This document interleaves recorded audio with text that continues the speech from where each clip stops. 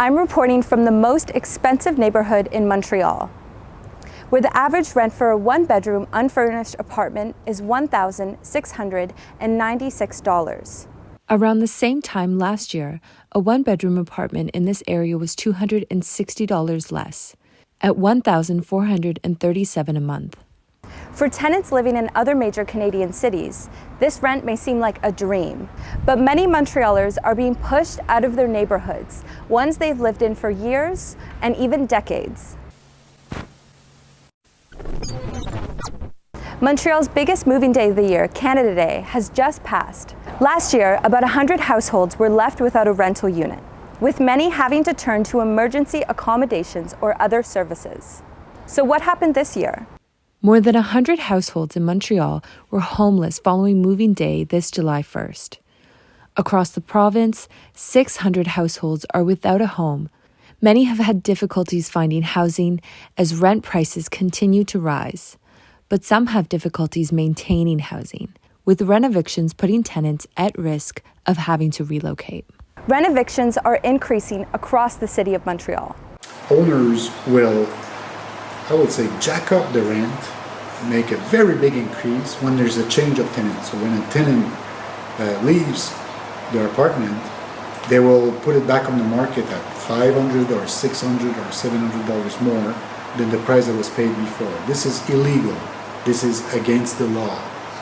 And in the last, 10 or 15 years, many landlords have understood that they can freely increase the rent as they want when there's a change of tenant. I've just come across having a lot of friends who have faced and been rent evicted. And in my organizing as well, there are lots of rent evictions, just regular old evictions. That's a huge problem. Not being able to afford rent, that is also a form of eviction and forced displacement. My building has had major issues with maintenance. My building specifically has had a lot of issues with, there was a massive mouse infestation that was not treated. We had a lack of proper heating, so some units were around 15 degrees Celsius in the winter. We had Wi-Fi speeds of around 1 megabit per second, which is not enough for even an online video, yet alone a Zoom. And this is a utility that's supposed to be included in our rent. So that really impacts people who work from home. And yeah, a lot of broken appliances that weren't fixed for months, despite many, many, many requests.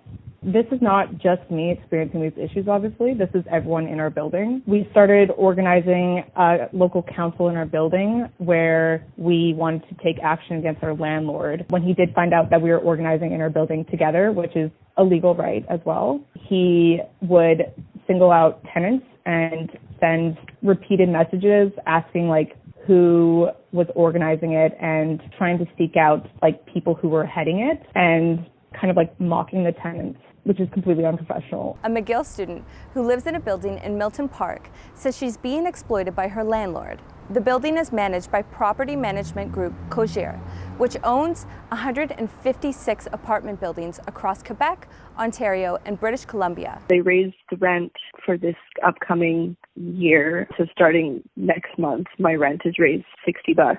And this building just generally doesn't do very much maintenance. And they're raising the rent under the pretenses of, we need to raise the rent because of the increase of maintenance costs, but they're not doing any maintenance. There's black mold in the building. They just paint over it. The heating system is pretty old, so the heat is very high and it's hard to manage it. And we don't manage our own heat. None of the tenants do. It's the landlords manage it. And so people opened the windows and the pipes burst because the windows were open. So there was a flood. And then the next morning I woke up and I had no heat. Nobody in the building had heat. And none of us had water. And we had gotten no acknowledgement of this from Cogir. They did not email us anything about how we did not have heat and water, even though they were aware of it. So it was pretty shocking to wake up with no heat and water in January. Gladys Etheridge, who also lives in a building owned by Cogir, has had issues too. I've been here for 2 years, and this is probably the worst experience I've had because it's a corporation.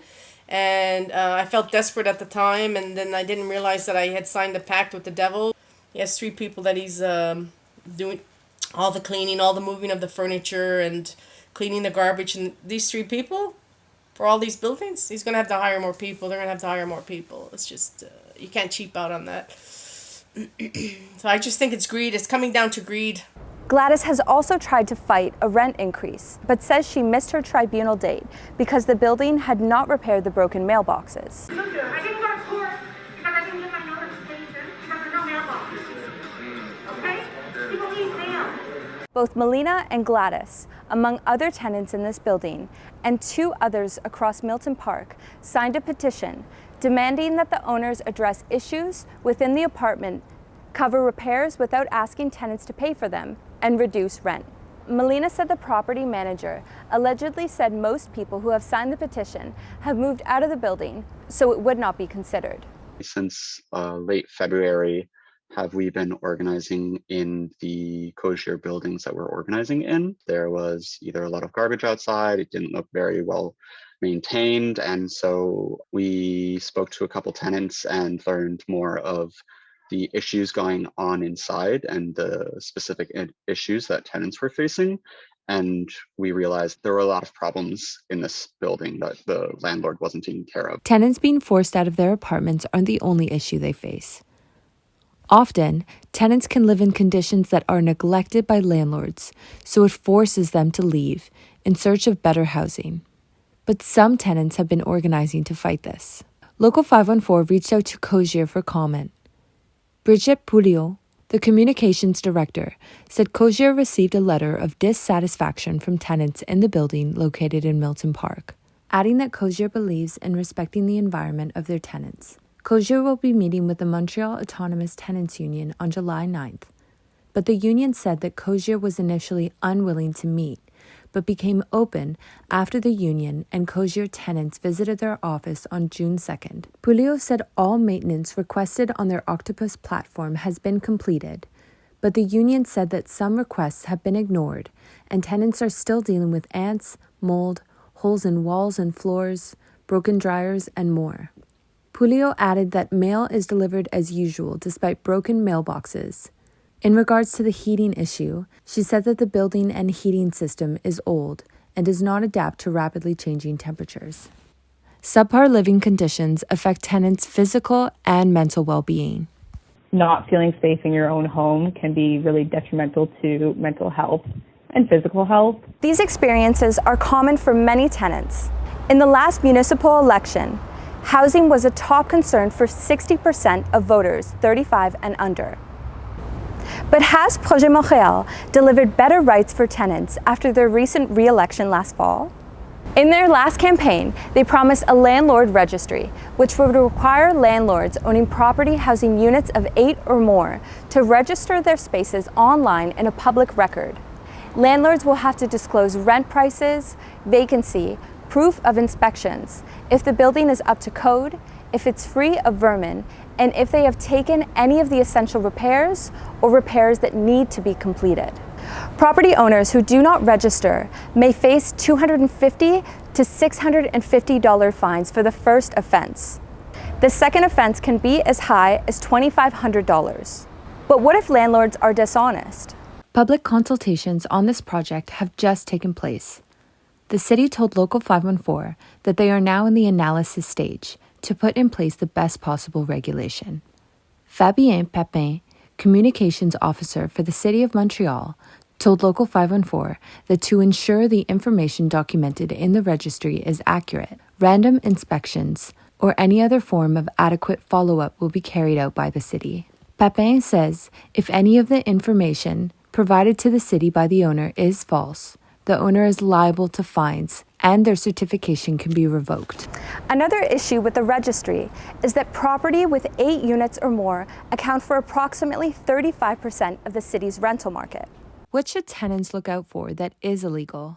One example I know of, and this is something my landlord does, is he doesn't fill in Section G of the lease. And this is the part where it notifies lessees of the lowest paid rent for that dwelling in the 12 months prior to them renting it. By not filling in Section G, it allows the landlord to increase the rent significantly higher than what is legal. They get away with this because they specifically target out-of-province students or people who are out of province or out of country who are just coming to Quebec for the first time. and they're not familiar with Quebec Civil Code or tenant law. So what should tenants do when dealing with a landlord who is not conducting necessary repairs, proposing illegal rent hikes, or taking advantage of tenants? The tenants union really helped, and I find that organizing tenants has a stronger impact than maybe even going to the rental board because it just takes so long. There's power in numbers, and it's really easy for a landlord to isolate tenants and take advantage of them if they're alone. But if you are joined with your neighbors, it's a lot harder to do that. Have you had issues with your landlord? Let us know below in the comments.